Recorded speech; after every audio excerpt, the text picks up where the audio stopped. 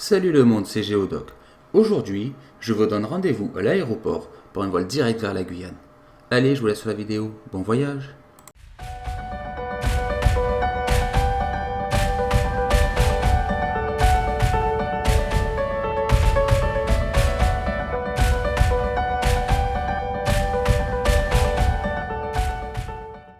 Située à environ 7000 km de Paris, la capitale, la Guyane est une enclave française sur le sol d'Amérique du Sud.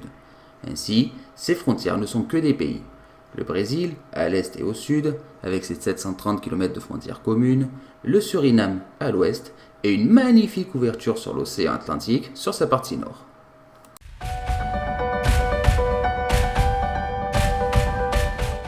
Située sur le plateau des Guyanes, la Guyane s'est formée sur des roches sédimentaires récentes, dont le calcaire fait partie, et des roches plus anciennes datant de l'époque précambrienne, il y a plus de 541 millions d'années, font de ce département un de ceux avec les roches les plus anciennes de France. J'avoue, ça m'en bouche un coin.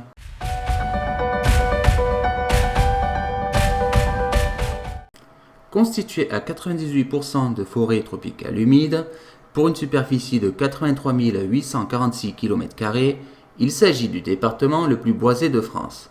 Cependant, on distingue deux régions majeures. La plaine côtière, dite terre basse sur la partie maritime, avec environ 450 000 hectares de marécages et de savanes, souvent inondables car situées à une altitude inférieure à 30 mètres. Et les terres hautes, qui se développent sur le plateau des Guyanes, représentant ainsi 95% du territoire, fortement érodé par les vents et les pluies, leur donnant ainsi une forme de demi-orange caractéristique, et où vous trouverez des Inselberg, collines ou montagnes, isolées au milieu.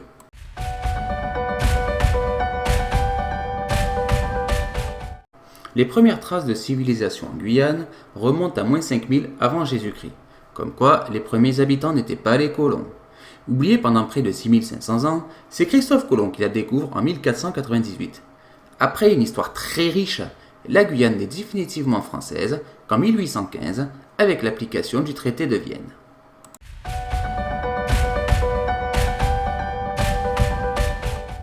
Étant située sous les tropiques, la Guyane bénéficie d'un climat tropical humide. Elle connaît 2 saisons par an. Une période de pluie, de décembre à juillet, le mois de mai étant le plus pluvieux, et une période plus sèche, d'août à novembre, les mois de septembre et octobre étant nommés mois secs.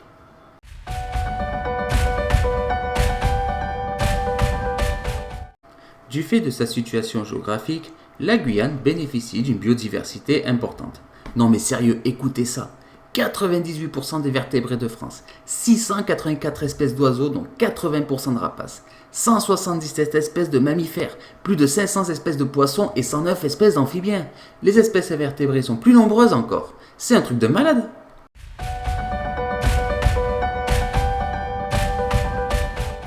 La forêt de Guyane s'est établie sur un sol pauvre en azote et en potassium. En gros, ça veut dire que absolument tous les arbres sont des colosses aux pieds d'argile, ce qui inclut des écosystèmes uniques et extrêmement fragiles parmi les plus riches de la planète. Les mangroves le long du littoral, dont les arbres ont les pieds dans l'eau, des forêts tropicales dites primaires, qui n'ont jamais été modifiées par l'homme, et des savanes qu'on ne trouve pas seulement en Afrique.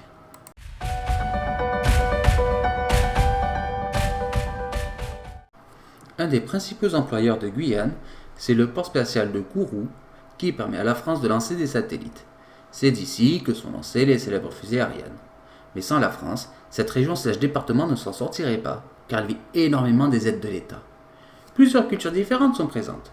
Les différents peuples originaires de Guyane, qui sont peu nombreux et qui n'échangent pas forcément entre eux, font de cette région une véritable mosaïque de cultures. On retiendra des danses telles que le lérol ainsi que le kaséko. Le métissage des populations fait que c'est la gastronomie créole qui prime. Elle a pour origine les cultures africaines, amérindiennes et chinoises. En gros, ça veut dire que si vous allez au restaurant là-bas, vous pourrez déguster un kalawang, entrée à base de papaye, du colombo guyanais, un ragoût préparé à base de viande et de pommes de terre, et finir par des didzemile, ou œufs de mulet. Le tout en buvant un petit punch, un planteur ou un jus de wassaï. Rien que d'y penser, j'en ai l'eau à la bouche. Si vous voulez découvrir quelques sites, le jardin des plantes médicinales de Rémire-Montjoly et le jardin botanique de Cayenne feront de belles balades. le centre d'archéologie de Kourou, Kalapa, vous fera découvrir des témoignages de la culture amérindienne. Waouh, sacré voyage! Allez, on dit merci au guide en s'abonnant, en likant et en partageant la vidéo sur les réseaux sociaux. Ah, et n'oubliez pas votre bagage en sortant de l'avion. Sur ce, je vous dis à la prochaine pour une autre vidéo. Salut le monde!